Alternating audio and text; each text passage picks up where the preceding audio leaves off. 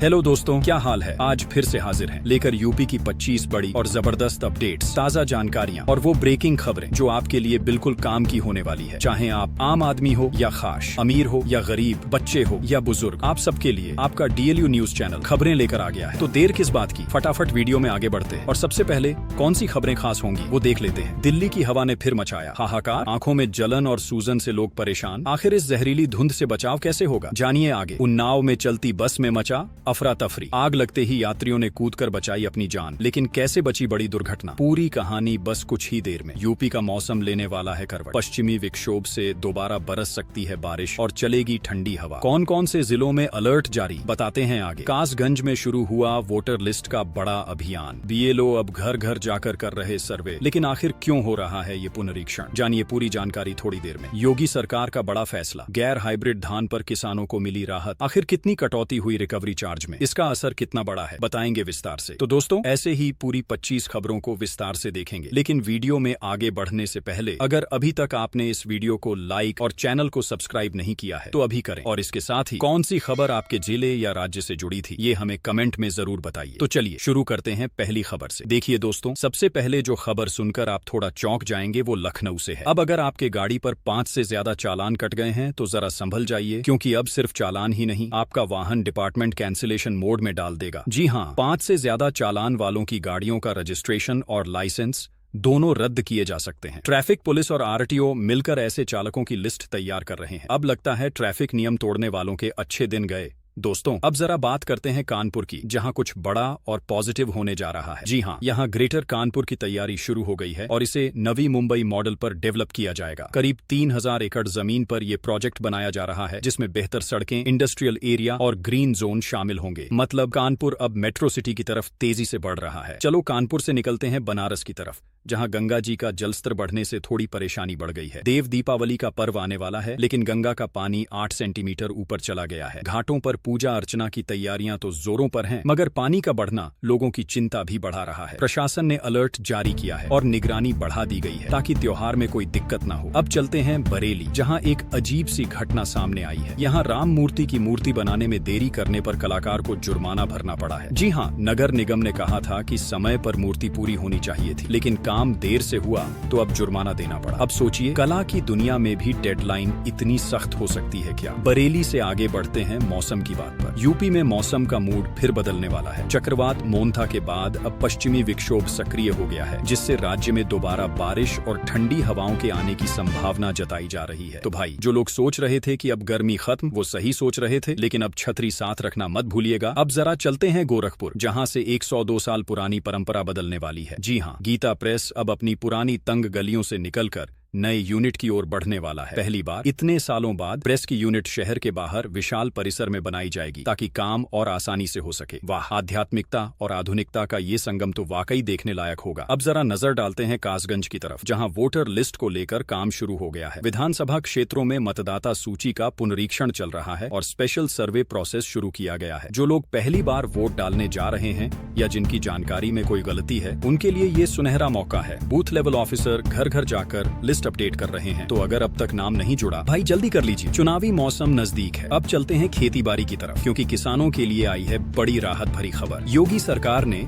गैर हाइब्रिड धान की मढ़ाई पर लगने वाले रिकवरी चार्ज में छूट बढ़ा दी है। किसानों को अब पहले से ज्यादा राहत मिलेगी, जिससे लागत कम और मुनाफा बढ़ेगा। सरकार का कहना है कि धान खरीद प्रक्रिया को आसान और किसानों के हित में पारदर्शी बनाया जाएगा। मतलब साफ है, अब किसान भाई निश्चिंत होकर मड़ाई कर सकते हैं। किसानों की बात से याद आया, अब बढ़ते हैं बिहार की सियासत की ओर, जहां चुनावी माहौल जोरों पर है। आखिरी दिन की रैलियों में प्रधानमंत्री नरेंद्र मोदी, राहुल गांधी, तेजस्वी यादव, नीतीश कुमार और अमित शाह सबने अपनी अपनी पूरी ताकत झोंक दी। प्रधानमंत्री ने मेरा बूथ मेरा गौरव कार्यक्रम से कार्यकर्ताओं में जोश भरा, तो विपक्ष ने भी बेरोजगारी और महंगाई के मुद्दे उठाए। अब देखना दिलचस्प होगा कि जनता किसके वादों पर भरोसा करती है। चलिए अब थोड़ा गंभीर माहौल की ओर चलते हैं। छत्तीसगढ़ के बिलासपुर से आई दुखद खबर ने सबको झकझोर दिया है। यहाँ एक MIMU पैसेंजर ट्रेन पीछे से मालगाड़ी से टकरा गई, जिससे कई लोगों की मौत की आशंका जताई जा रही है। हादसे के बाद मौके पर चीख पुकार मच गई। राहत बचाव कार्य जारी है और अधिकारी जांच में जुट गए हैं। रेल सुरक्षा पर फिर से सवाल उठने लगे हैं। अब कुछ डरावनी खबर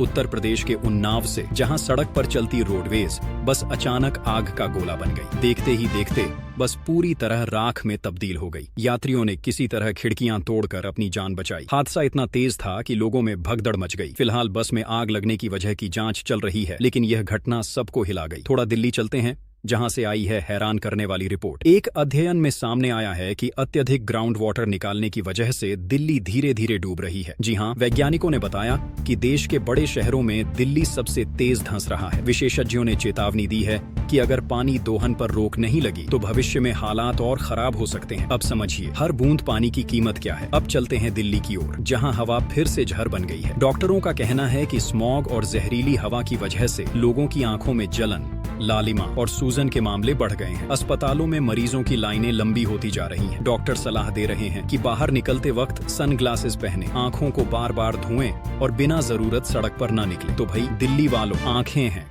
कैमरा नहीं, ध्यान रखना जरूरी है। अब जरा नौजवानों के लिए खुशखबरी। बिहार पुलिस में भर्ती का शानदार मौका। CSBC यानी central selection board of constable ने कांस्टेबल और जेल वार्डर के पदों के लिए आवेदन मांगे हैं। रजिस्ट्रेशन की आखिरी तारीख करीब है, तो जो भी नौकरी का इंतजार कर रहे हैं अब देरी न करें। मौका बढ़िया है, तैयारी और भरोसा दोनों साथ रखिए। सरकारी नौकरी की बात से याद आया, बैंकिंग सेक्टर में भी जबरदस्त वैकेंसी निकली है। पंजाब नेशनल बैंक यानी PNB ने 750 लोकल बैंक ऑफिसर की भर्ती निकाली है। आवेदन ऑनलाइन हो रहे हैं और खास बात ये कि ये सरकारी बैंक जॉब है, तो स्थिरता भी और सम्मान भी। अब जो बैंकिंग में करियर बनाना चाहते हैं उनके लिए ये सुनहरा समय है। अब बढ़ते हैं देश की अर्थव्यवस्था की तरफ, और ये खबर सुनकर छाती चौड़ी हो जाएगी। वित्त मंत्री निर्मला सीतारमण ने कहा है कि भारत बहुत जल्द दुनिया की तीसरी सबसे बड़ी अर्थव्यवस्था बनने की राह पर है। देश की ग्रोथ रेट शानदार है और निवेश का माहौल मजबूत। अब बस सोचिए, कभी डेवलपिंग कहे जाने वाला भारत अब ग्लोबल पावर की कतार में खड़ा है। गर्व तो बनता है ना दोस्तों। और अब चलते हैं वापस बिहार, लेकिन इस बार चुनावी विवाद की खबर के साथ। कांग्रेस पार्टी ने चुनाव आयोग से शिकायत की है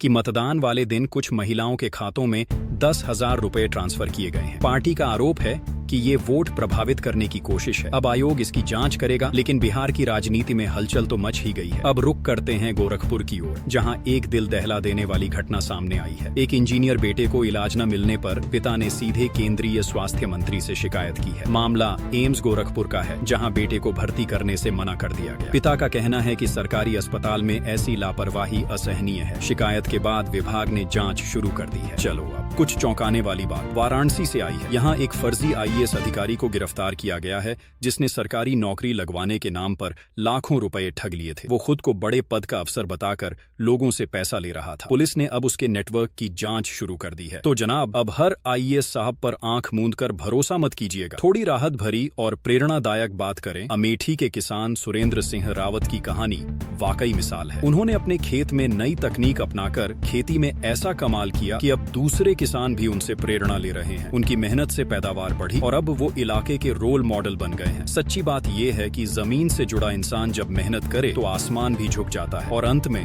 खबर वाराणसी से। CM योगी आदित्यनाथ ने घोषणा की है कि हेरिटेज कॉरिडोर प्रोजेक्ट से प्रभावित लोगों को अब दुकानें दी जाएंगी। उन्होंने अफसरों को निर्देश दिए हैं कि किसी को बेघर या बेरोजगार न छोड़ा जाए। विकास के साथ साथ पुनर्वास भी समान रूप से हो, यही उनका संदेश है। यानी अब काशी में बदलाव के साथ संवेदना भी जुड़ी है। तो दोस्तों, ये थी आज की कुछ महत्वपूर्ण खबरें और जानकारियां जो आपके लिए बेहद उपयोगी साबित हो सकती हैं। ऐसी जानकारी आपको शायद और कहीं एक साथ न मिल सके, इसलिए रोज की ताजा खबरों के लिए हमारे चैनल को सब्सक्राइब जरूर करें और वीडियो को लाइक नहीं किया तो लाइक करें। साथ में अपने जिले का नाम कमेंट में लिखें ताकि आपके जिले से जुड़ी हर जानकारी आप तक पहुंच सके। धन्यवाद। जय हिंद, जय भारत।